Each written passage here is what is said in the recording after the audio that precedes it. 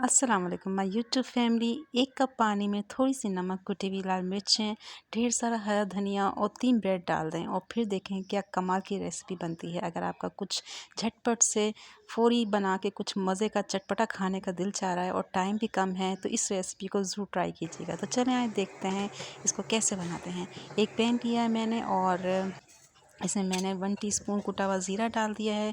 1 teaspoon में इसमें लहसुन अदरक ऐड कर दूंगी और उसको फ्राई करूंगी जब तक कि अच्छा सा ये फ्राई नहीं हो जाए, इसकी अरोमा नहीं आने लग जाता और उसका कच्चापन नहीं ख़त्म हो जाता। साथ ही मैं 4 से 5 अदद हरी मिर्चें जो हैं वो भी इसमें डाल दूँगी। अब इनको मैं फ्राई करूँगी। जैसे ही ये फ्राई हो जाएंगे इसमें मैंने ऐड कर देना है 1 कप पानी। आपने 1 कप ही पानी लेना है, इससे ज़्यादा नहीं लेना।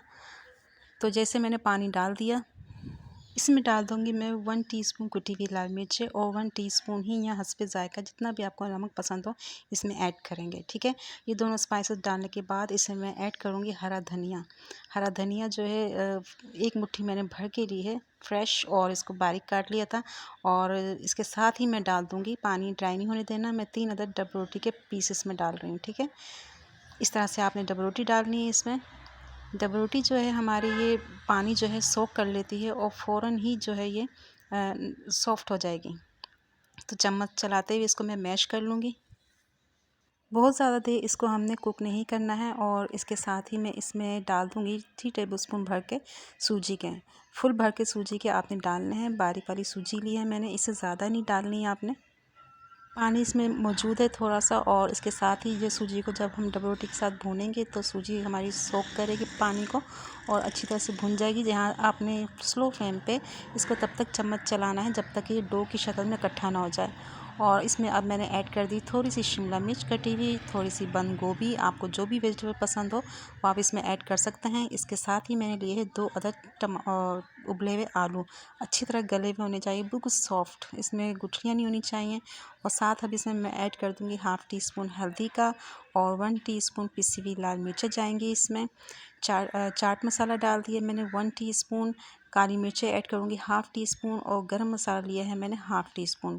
कुटा हुआ साबुत धनिया और फ्रेश कुटा हुआ यानी कि बहुत ज़्यादा बारीक नहीं है वो मैंने ऐड कर दिया 1 टीस्पून।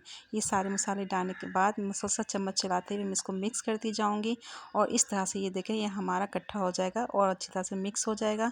तो पानी का ध्यान रखना है, आपने ज़्यादा नहीं डालना, इतना होना चाहिए कि हमारे कबाब इजीली बन जाएं। अब इसका ठंडा होने का इंतज़ार करें। जब ये ठंडा हो गया तो एक मीडियम साइज़ की मैंने प्याज ली थी और इसको मैंने चॉप कर लिया था बारीक। इसको मिक्स करेंगे अच्छी तरह से इसमें। अब मैं इसके कबाब की शेप दूँगी। ठंडा होने के बाद ये अच्छी तरह से हमारा कबाब का मसाला रेडी है और सेट हो चुका है। कबाब की आप जो भी शेप देने बहुत ईजी सी सिंपल और आसानी से बन जाएंगे। ये देखें ये मैंने राउंड शेप का एक मीडियम साइज़ का बनाया है। एक और मैं बना लेती हूँ। आप इसके रोल भी बना सकते हैं, छोटी टिक्कियाँ बड़ी जैसे भी आपको पसंद है आप इसको बना सकते हैं। आप ये देखिए कितना कम टाइम लगा है, सब कुछ इसमें कुक है। अब जब मैं इसको फ्राई करूँगी तो बस हमने इसको सिर्फ हल्का सा एक कलर देना है तो बाहर से ये बड़े मज़े से क्रिस्पी से हो जाएंगे और अंदर से बिल्कुल सॉफ्ट नरम फटाफट बन जाते हैं। बिल्कुल भी टाइम नहीं लगता इसको और बहुत कम ऑयल में हो जाते हैं। ये देखिए थोड़ा सा मैंने ऑयल लिया है 3 से 4 चम्मच।